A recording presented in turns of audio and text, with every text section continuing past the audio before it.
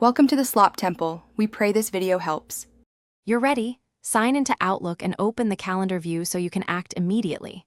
Once open, switch to day or week to focus on the time you need.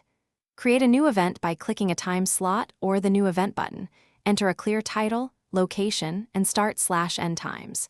Make sure to pick the correct calendar, work versus personal, before continuing.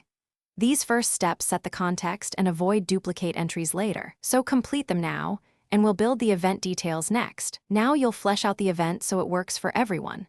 Add attendees and use the scheduling assistant to find an open slot. This prevents back and forth. Choose recurrence only if it repeats, and set a reminder that matches when you need to prepare. Add a description, attach documents, and assign a color category to make the event stand out. Also confirm the time zone so remote participants see the right time. Once these options are set, you'll be ready to finalize and share the event. Finish by saving the event and sending invites. Monitor responses and update details as needed so everyone stays informed.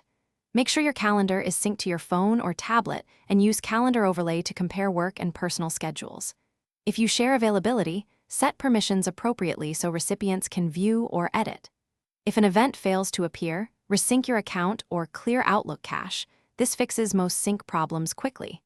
If that doesn't work, recreate the event and resend the updated invite to ensure visibility.